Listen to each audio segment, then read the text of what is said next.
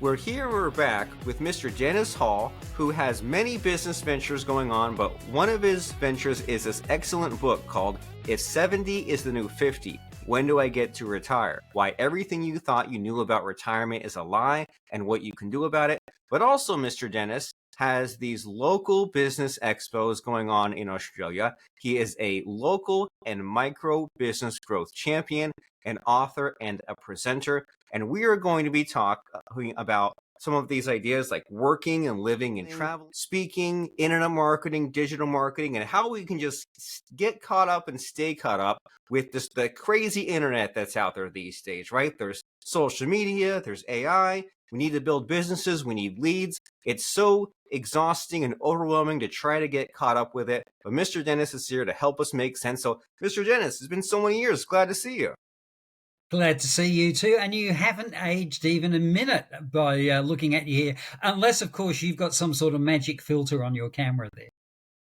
Ooh, I don't know, maybe. The way that the photorealism is these days, you never know. And you haven't aged either. And I think that you're the only person that I've met in person on 3 continents. So you and I go way back, and we've had a lot of fun. We've had some adventures. And for the people listening at home, what are you up to? What would you say about you is unique, and why should we pay close attention? Well, look, I think for me, my uniqueness lies in my preparedness to take on new ventures. I guess it's one of the things. I'm a perennial entrepreneur. I did semi-retire in 2015 when my wife and I moved to Germany for a 2.5 year adventure that turned into 3.5 years. Yeah, I guess that's my uniqueness. So I don't like to be pigeonholed. I don't like to focus on just one thing. And I know there's a lot of experts out there that say you've got to focus in order to be successful. But I think the most important thing in terms of being successful is to be happy. It's not about building empires. It's about building lifestyles, and that's what I help people do mostly, or I like to think I help them do, is to build lifestyles.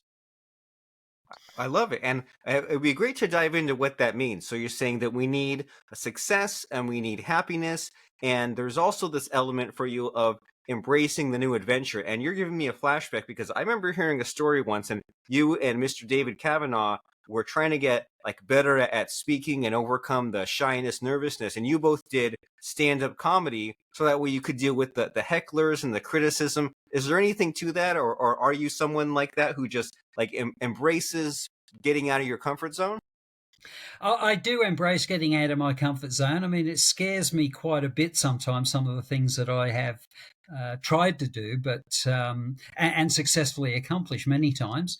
But I think you need a certain amount of resilience in life. You know, I think you've got to be able to get back up again, because whether you hide in a corner or stand on center stage, you're going to get knocked down from time to time. And look, you know, if you're concerned about getting knocked down, you're not going to have a very fulfilled life.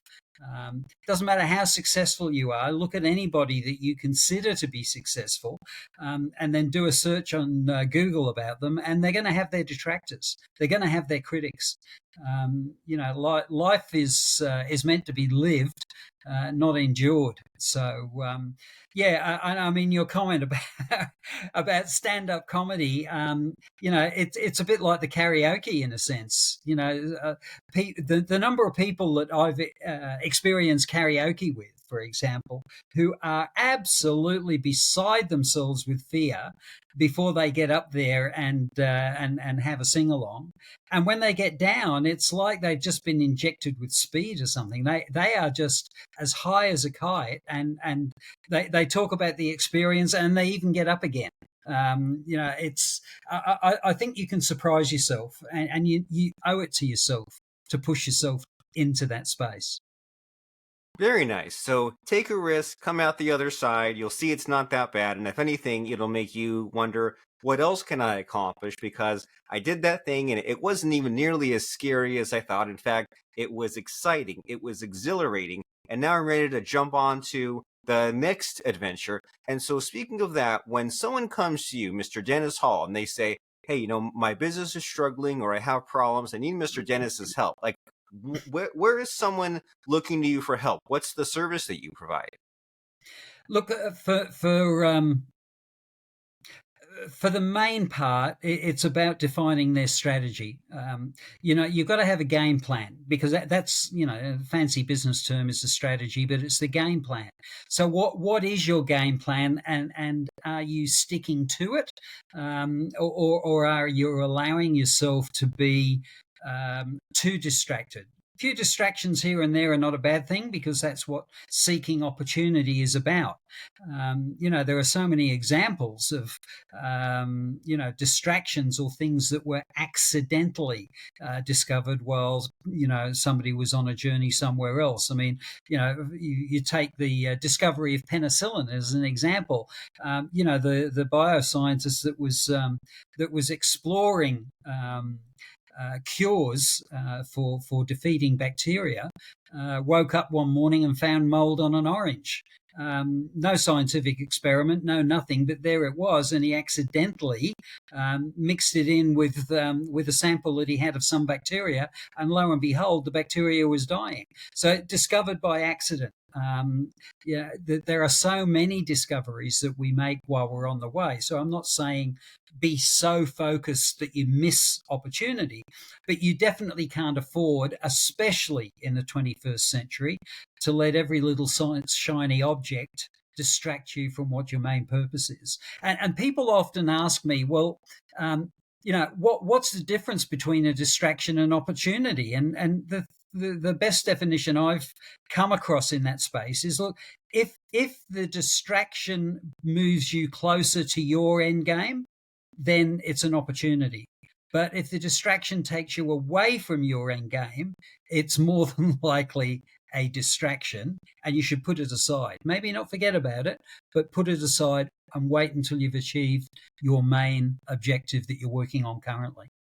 And that's where I help people. I help them develop their strategy, explore their strategy, make sure that it's a sound strategy, and that it has a good chance of achieving what they're looking to achieve, which may not be monetary success. It could be that they want to work less hours, but generate the same sorts of revenues.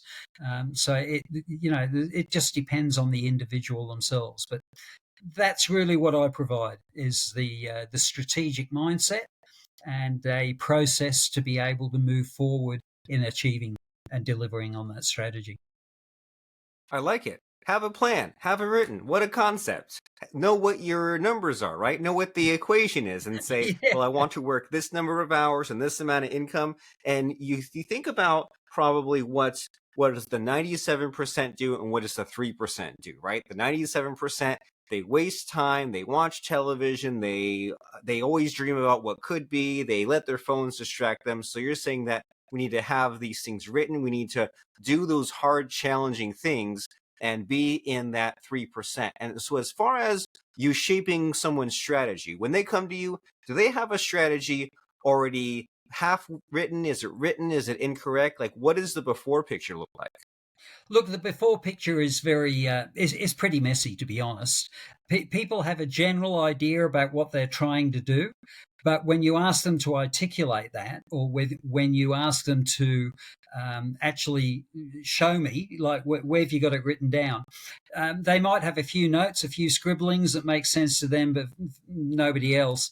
And as a consequence, and especially if they've just got it in their head, which probably 80% of them, that's where their strategy is, up here. They get distracted and they don't even realize it. I had a really interesting session with a guy about 6 months ago. He'd been in business for 4 years and was really going around in circles. And the only plan that he had was one that he developed in his first 12 months. And he developed that because the bank manager said, I'm not giving you any money unless you got a plan. So he developed the plan. It was a bit rough around the edges. But when I looked at his key objectives and asked him which of those he'd achieved, he looked at them and said, "Oh, look, I've not really looked at this for quite a while," and he got so distracted he hadn't achieved any of his key objectives. So he developed a plan for a purpose, and that was to get a loan from the bank, and that certainly got his business launched. But he was going around in circles because he really wasn't sticking to any one thing before he went on to the next thing. And as a consequence, he was under a lot of pressure, not so much financially because his business was profitable, but he was just extremely frustrated that he kept bouncing off this glass ceiling that he couldn't seem to get past. And his problem was fundamental in that he made a plan and he started with the plan, but then when he was somewhere in that middle area, he didn't go back and check to make sure that the plan was on track. And so I can see why someone like you is very valuable, because that way we have accountability, right? It's easy enough Yeah. to let ourselves down, but then it's a lot tougher to let someone else down, right? It's like if you're going to the gym by yourself, it's easy to flake. But hey, if Dennis is planning on meeting me at the gym and I'm not going, and he'll be waiting for me, I'll be letting him down. Now I have to go because I value what he thinks of me more than maybe what my own self-esteem is, which may come and go. And so it's always interesting with a podcast like this to get open, get vulnerable, get raw. And so you're no stranger to adversity and the ups and downs. So where have you struggled? Where have you had those moments of adversity? Yeah, look, I think the point that you make in terms of accountability is a really valid one, and a really important one. And that's certainly one that I struggled with, 10, 15 years ago. I am a very independent person. I think most entrepreneurs are. You have to be. But you also need to recognize that you've got weaknesses. And one of my weaknesses is procrastination. You have a task, you know that the task needs to be done, but you're always doing other tasks before it because you don't really want to get to it.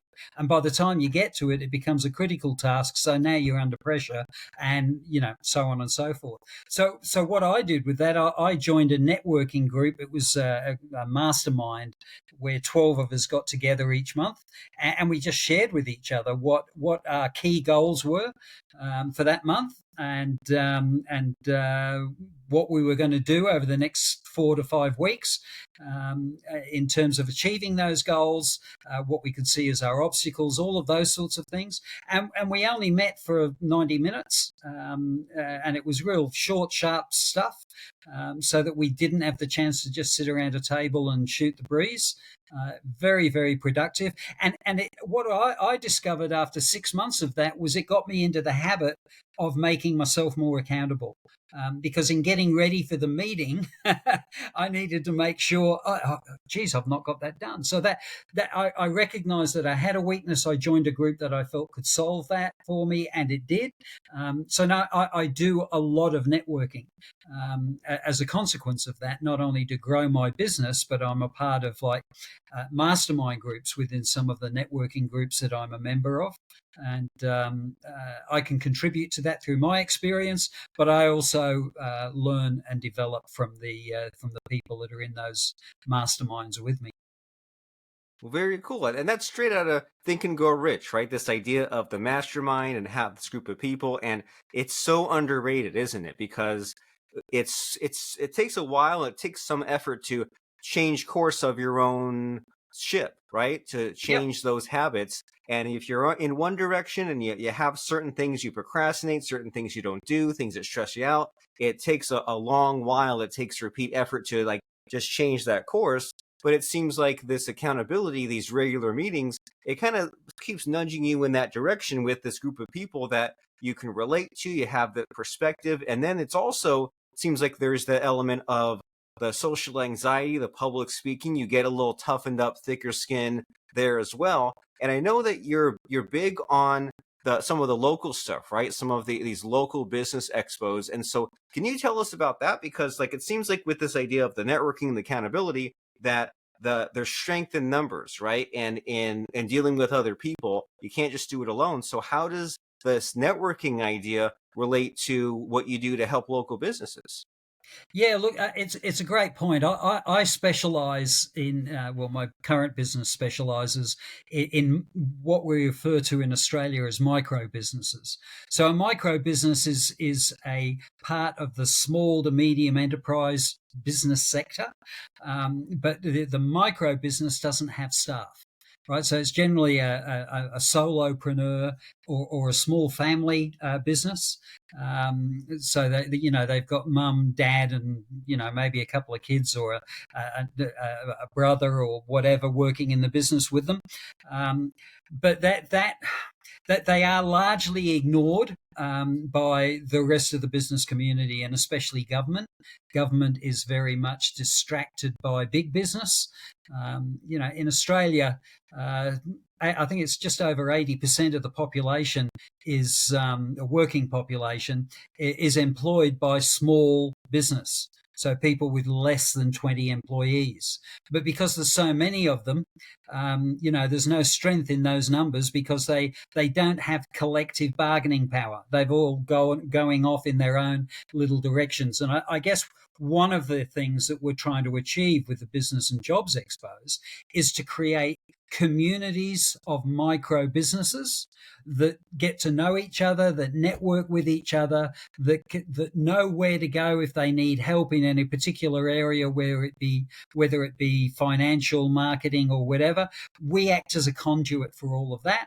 And once a year in each of the local areas in which we work, we do a big business to business expo, a 1 day event where they can come along, they can show their wares, they can promote, they can network, they can connect, they can establish joint venture opportunities, they can meet with government bodies and talk to their representatives, they can attend mini workshops and upskill and develop themselves. So it's a one-stop shop for everything a micro business needs to thrive and survive.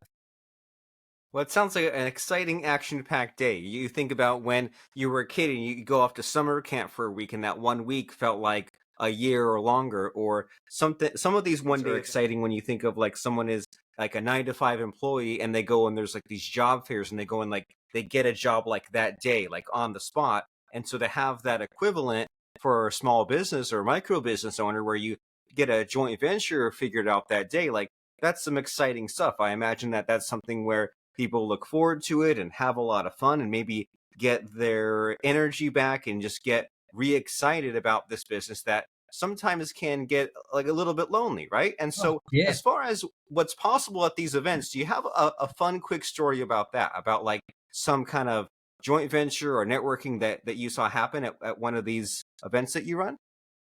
Well, there was a business 2 years ago that came to our expo on the north side of Brisbane, that we had at a place called Moreton Bay, and they weren't employing anybody. I was talking to them when they arrived, and I just asked them the question, "What are you here for?" And they said, "Well, we want to talk to people about how do we employ staff." So I introduced them to an organisation that was an exhibitor at the expo, and that was an organisation called Workplace Australia. They specialise in placing staff that are subsidised by the government in their first 6 months of employment with companies that are currently non-employing. So anyway, long story short, 12 months later, they went from one staff member who was only part-time to 4 staff members, and they trebled their turnover in that period. Just just out of one conversation and me taking them to a booth and introducing them to somebody, all of a sudden, there's some impetus there, because they had the desire to move forward. They just didn't know how to. So I think it's always, it's, and you see so many examples of that, not just at our expos, but at other networking events where people meet and all of a sudden they strike up a conversation, a spark's there, whether it's a personal spark or it's a spark in the sense that they recognize that they can do business together, and all of a sudden their businesses are growing exponentially as a consequence. Like there's an organization that I'm a member of here called BX. Business networking, and they've got a lot of groups around Australia. They've actually got a few groups in North America as well, but I think over Texas way, so not your side of the continent there, Rob. But and their mission is to connect businesses, and there's quite a number of stories I could relay there, but there was a web developer and a search engine optimization guy got talking to each other, and the search engine optimization guy was doing a bit of web development. You can imagine what that was turning out like for him, because he wasn't a designer, and the designer was doing a bit of SEO, which wasn't working out that well for him because it's a complex subject, and unless you're on top of it, you're not going to be successful at it. So the two of them decided to share clients. So the designer gave his SEO clients to the SEO guy, and the SEO guy gave his web design clients to the web developer. And the two of them, even though they were swapping business, almost doubled their business in the first 6 months by doing that, because they specialized on what they were best at. That's what they gave their clients the best result at.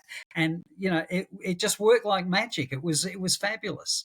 And I think if people get the opportunity, because one of the challenges in micro business and small business is that you're that busy running the business, you don't get an opportunity to really sit back, think about how to develop the business. And that's what these networking groups, if they're structured correctly, can achieve, because it forces you out of the office or the warehouse or the showroom or wherever, and it forces you to sit down with people that you don't know and have conversations about, well, what do you do and how do you do it, and from that springs ideas. As trust develops, more ideas are shared, and that's the true magic in business, especially small business, and the true strength of small business when they can get together and actually work together. It's wonderful to see. Yes, and it sounds like it. And you and I, over many years, we've experienced this, right? We've experienced the magic of getting together with this or that specialist and just solving some business problems and getting unblocked. It's like they say, don't strengthen your weaknesses, strengthen your strengths. And if a fish feels like they're stupid because a fish can't climb a tree, like, don't be the fish trying to climb the tree, be the bear trying to climb the tree, be the fish swimming in water.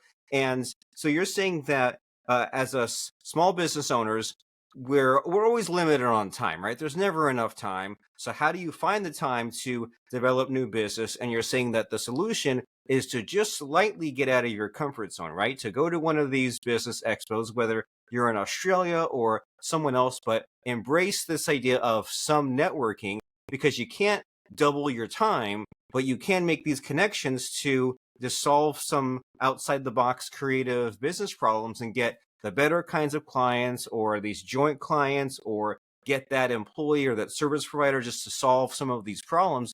And as far as all the things that you've seen in business over the decades, right? So much has changed, but some other things have stayed the same.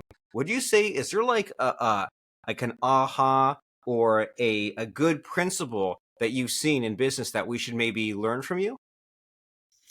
Look, I think the thing for me, and you touched on it a couple of moments ago, it is about leverage. Looking back on my career, I remember when I moved from being a frontline salesperson into management, into sales management, and I met the owner of the business. He was a very wealthy man. Was the creator of what was at the time, and this is in the mid '80s, Australia's largest travel organisation. But he had a CEO and a general manager who had conversations with him that I used to cringe at, because I mean, the owner of the business is the boss of the business, right? Well, this is my thinking anyway. And at the time, I didn't realize how clever he really was. I thought to myself, he shouldn't be letting these two guys talk to him that way, because he's the owner of the goddamn business. But what I did come to realize was, as the owner of the business, he knew that they were better at running the business than he was. So he used to listen to what they had to say. And he had a very successful business as a consequence of that. Conversely, when I was doing my consulting and I was facilitating for the Australian Institute of Management, I saw a lot of businesses that were experiencing significant pain around growth, and it was entirely the opposite. The owner of the business, the entrepreneur that created the business, everything had to go through him. Every idea needed to be passed through him. Everything needed to get his approval. And he obviously didn't approve everything because it wasn't his way of thinking. That was his biggest mistake, because his way of thinking was successful in creating the business and getting it to a successful point. But beyond that, it wasn't going to move any further because he refused to leverage with other people's ideas. He had to be the all-seeing, all-knowing creator of everything. And that was his weakness. So whilst it was his strength in building the business to actually take it to the next level, it was his Achilles heel. And that's the point that I wanted to make. I think the most sensible thing, and it's difficult, it is very difficult because your business is your baby, you've got to be able to leverage off other people. So what is it you don't know that other people do know that you can benefit from? And you've got to grab that, you've got to nurture it, you've got to encourage it. But it does mean you've got to let go a bit of your ego, and you've also got to let go a little bit of control. Because without doing that, people aren't going to willingly allow you to leverage their time and their expertise. Ooh, that's powerful. It seems to be a mental game in that you have to give to get, that you have to let go of your pride somewhat and don't let it get in the way. It might have served you in those initial stages, but at a certain point, you became the bottleneck by being such a control freak. So it's time to develop more trust in these employees and these joint venture partners, and let a little bit go. And I like just how you explained it there of like finding the right fit of there's things where you're skilled at and there's things where other people are skilled at, and don't try to fit that square peg into the round hole. Find what they're good at and what you're good at, and do that teamwork and make it all work. And no one said that it would be easy, or no one said it would be free of a messy situation, because people sure as heck are messy with the personalities and the egos and the drama and the problems.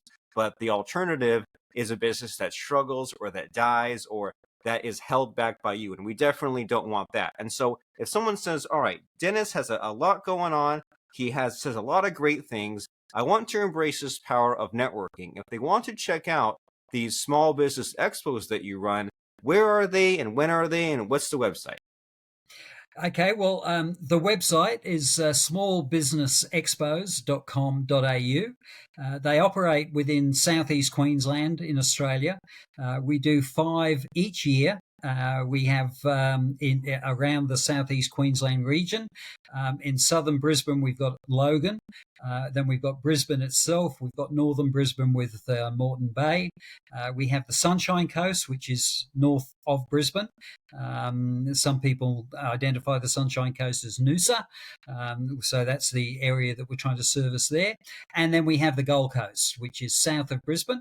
And that's a very exciting and dynamic expo, because it's got such a lot of local businesses on the Gold Coast. It's in fact Australia's capital of small businesses, more small businesses per capita there than anywhere else.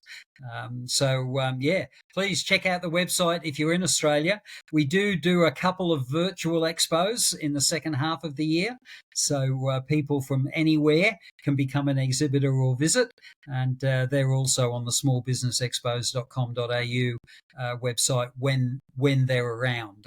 They're not on the website at the moment because we're focused on the live expos. But for all of our international people, maybe make a note of that or drop me a line, and I'd be happy to incorporate you into our subscriber newsletter that keeps you up to date with everything that we're doing. Very cool, very amazing. And it's easy to forget, or it's easy to take for granted, this idea that we need other people, that we need networking, that we need, like, you can never have enough friends, right? In all these different contexts. And sometimes the relationships pay off years or decades later, right? How you and I reconnected after a decade plus, and I have all these, friends over in Australia. There's Mr. David Kavanaugh, there's Mr. Pat Mesiti, and sometimes this happens. It's really spooky when like you meet someone and you say, "Oh, do you know Dennis Hall from way back?" "Oh, yep," and that's your way in. So it really helps to talk to new people, to talk to strangers, even though you were taught as a kid not to do that. But then as an adult, hey, it requires new strategies. And that website that you mentioned is smallbusinessexpos.com.au, where you can make more connections in one day than you could with 3 months of networking. And if you are in the